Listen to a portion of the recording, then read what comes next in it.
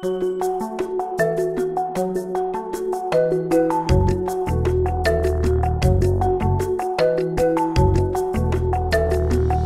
nouvelle livraison de la JLMB est consacrée au droit public et au droit administratif. Elle s'ouvre par un arrêt de la Cour constitutionnelle du 28 septembre 2016 qui donne l'occasion à Xavier Mini d'examiner la pratique des cavaliers budgétaires.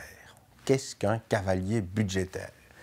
Vous savez qu'en fin d'année, nos différents parlements adoptent des lois budgétaires qui sont ce que l'on appelle des lois formelles et non des lois à portée normative.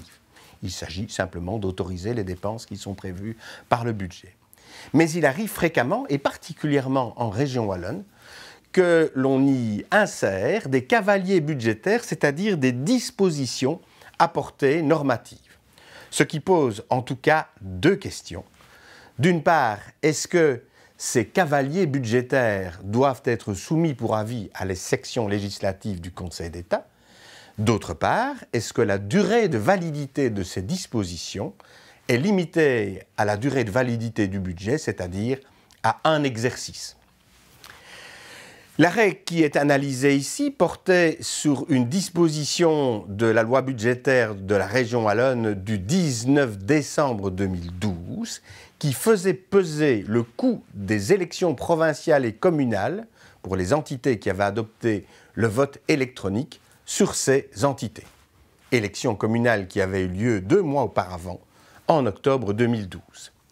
Malheureusement, et Xavier Mini explique les tenants et aboutissants, la Cour constitutionnelle ne tranche pas les deux questions qui nous intéressent.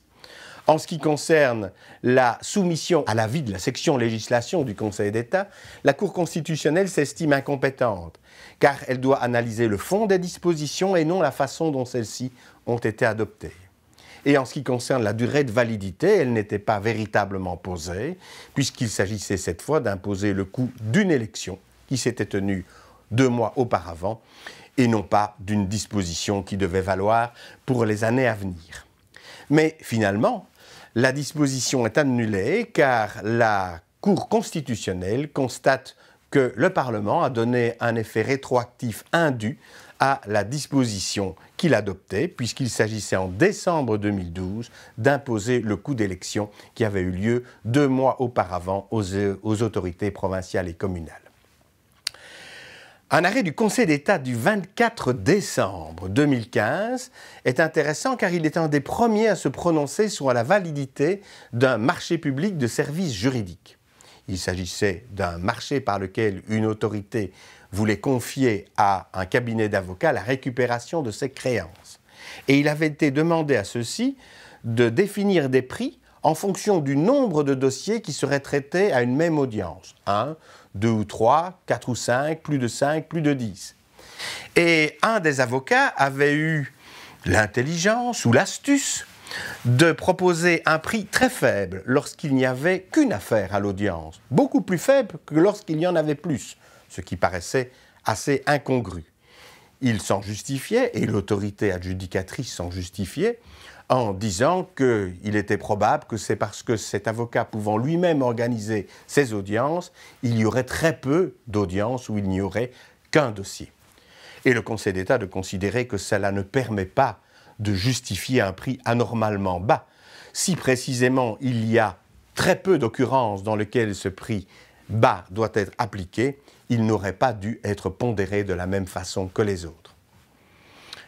Un arrêt de la Cour d'appel de Mons du 13 juin 2014 vient sur cette clause des cahiers des charges qui impose à l'adjudicataire de contracter une assurance pour le cas où, dans le cadre du marché, un voisin se plaindrait de troubles qui excèdent la mesure ordinaire des inconvénients du voisinage.